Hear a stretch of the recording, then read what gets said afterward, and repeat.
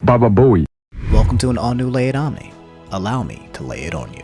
What's up, guys? Hope you're having a great day. Man, I tell you what, guys, I didn't expect this saga of the evil villain Nintendo Corporation in 2020. Like, I always knew Nintendo was stupid, you know? Like, sitting on brilliant IP ideas, not releasing Metroid Prime 4, not releasing Mother 3. Like, I know they're stupid, but I was okay with stupid. But this year, it seems they've decided to add ruthless to the list of adjectives describing them. If you guys don't know, here's what happened. Yesterday, a Reddit thread appeared titled, "Nintendo have unfortunately demanded that custom Etikons must no longer be sold anymore. Sad face." The Etikons were an Etika-inspired Joy-Con skin that goes over normal Nintendo Joy-Cons. What was unique about these Joy-Cons was that all profits was donated to charity, specifically Omni, which is the nation's largest grassroots organization for people with mental illness. This charity was specifically chosen to help spread awareness of the mental health issues Etika suffered from before passing last June of 2019. The Reddit thread also contained a video by a YouTuber named Joy-Con James who went on to explain the situation.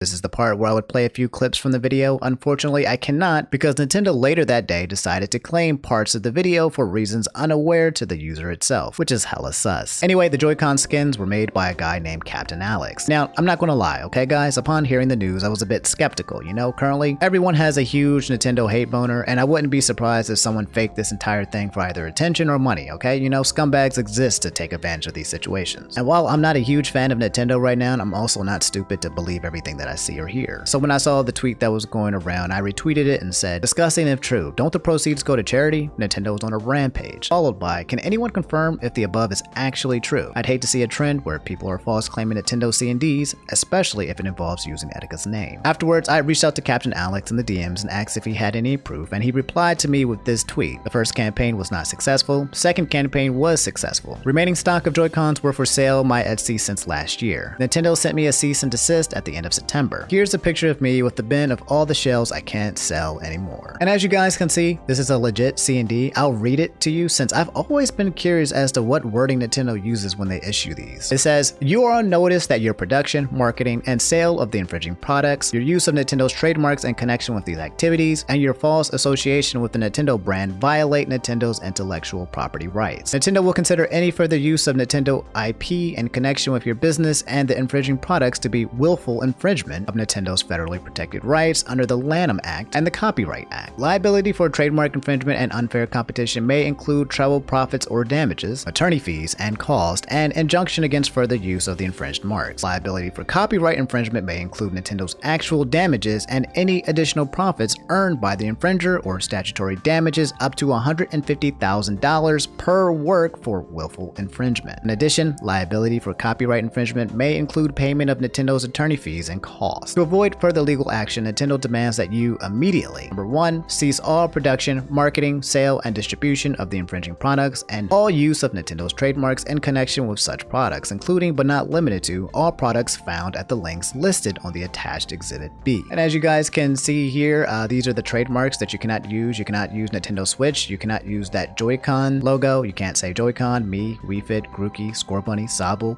Apparently, you can't use a Pokeball, and you can't say Pokemon. And here's a picture of Captain Alex showing all of the Joy-Con controllers that he is unable to sell so that the proceeds may go to charity. Now, some of you might be wondering, well, hey, that's what happens when you use trademark logos or words or pictures. Legally, Nintendo is allowed to stop production of that. And if that's what you're saying, you're right. Congratulations, little Timmy, you've stated the obvious. But you may want to loosen that tight grip on Nintendo's nutsack just a bit. The issue most people are having with this is the fact that Captain Alex was specifically targeted by Nintendo. Now, I'm not a snitch, so I won't name any names, but there are dozens of much larger companies and distributors of Joy-Con skins and paraphernalia that use Nintendo's trademarks freefully in their designs. Not only that, but these same companies and distributors are making an actual profit off their sale while, you know, Captain Alex was donating the proceeds to charity. He even has the receipts. Not only that, but Joy-Cons were inspired by Etika, who was one of the Nintendo's largest, biggest fans with his level of influence over the fan base when he was a content creator. Guys, trust me, I can go on, okay? But the fact of the matter is that Nintendo specifically targeted this guy while ignoring and bypassing the others whom are clearly justified in being closed down. It's like robbing an old grandma, you know, for $10 because she's defenseless and old, while choosing to ignore the buff guy who's sitting on $1 million industry just because he can fight back. So let's let the little guy, specifically Captain Alex, defend himself. This morning he tweeted a thread explaining more in detail what happened. He starts with long thread about Nintendo C&D. This information that is circulating about the Etikon C&D hit me out of nowhere last night and now I'm attached to my phone. I have a lot to say about about this, and I've not made an official comment about my C&D in general, so let's do that now. He continues, first, let me start off by saying that at no point have I ever been feigning ignorance on this whole matter. I'm very well aware that my designs have infringed on Nintendo copyrights and trademarks. That being said, every custom controller I sell Nintendo profits from. I did not invent my own controller and slap Mario's face on it. I purchased a Nintendo controller and painted it. That is perfectly legal, and I can still do that. I can't use Nintendo imagery on them. So why am I upset by this matter if I know I was technically in the wrong? I'm upset because regardless of what anybody wants to say, Nintendo has personally victimized me. Nintendo has gone out of their way to prevent me from selling some of my designs while letting other much larger companies run rampant. Don't know what I mean? Let me show you. Like I said, I'm not a snitch, so I'm not going to post this tweet, but basically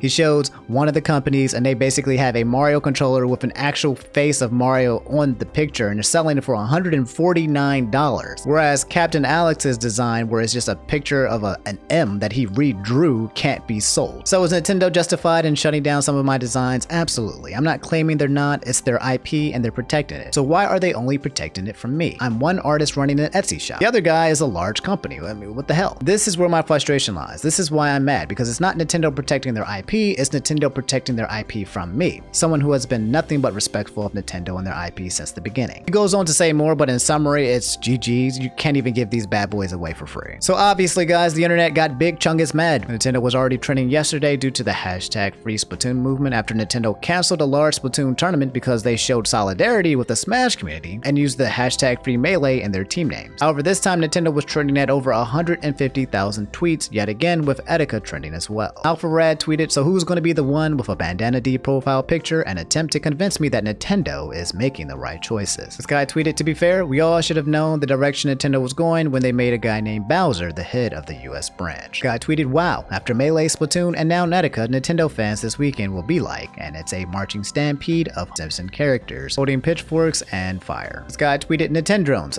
actually it is well within Nintendo's legal right to harm their own communities, therefore all of their decisions are okay. Your anger is so pointless. Nintendrons with the next Smash Bros DLC isn't the exact character they wanted, and it's a picture of a Nintendo Switch broken in half because someone got baby rage mad that they put Byleth in Smash. And there's more and more of those tweets all over the place from really large big names, but let's stop there, okay? Let's rewind, let's stop, let's pause. Let's address this without the jokes and without the emotions, okay? Let's look at the facts. Nintendo is a large multi-billion-dollar corporation that is currently going on a culling and attempts to quote-unquote protect their IPs. In order to do this, they've sent a cease and desist to one of the largest ongoing Smash tournament organizers, not because they were playing Smash, but because they used a tool that allowed people to play with each other online more easily during a pandemic. Fact number 2, they shut down a Splatoon tournament halfway through because they did not like that they were using the hashtag Free Melee tags. Nothing illegal, by the way, they just got big baby rage mad about it. Fact number 3, they claimed a YouTube video for an unknown reason in which the contents merely expressed the situation at hand. And fact number 4, they issued a cease and desist to one of the smallest online sellers of Joy-Con skins, where the proceeds were going directly to charity to honor one of Nintendo's largest fallen warriors. Rest in peace, Etika. And guys, this is just what we know. This is what we're being made aware of. There could be dozens, if not hundreds of cases where these kind of activities are going down in the background. Nintendo, however, continues to say that they support and love their gaming communities in a very broad blanket statement. And even their official Nintendo of America account says, we're listening too. Which at this point only implies that they're spying on us in order to issue more cease and desist. Listening also doesn't mean that they will actually reply to us, nor does it imply that they'll take what they hear into consideration, just that they are listening. But the fact stated, Nintendo's words are hollow. There's no soul or person behind them. There's no feelings or worry or care or concern for their base. And as a multi-billion-dollar company, it's obvious that their objective is to simply continue dominating the gaming market, and the communities that are affected are not on their radar. This is why people are angry. This is why people of those communities are angry. For those of you who want to defend Nintendo or express that they have legal ground to protect themselves, as I said before, you're right. No one's arguing that, but just because it's legal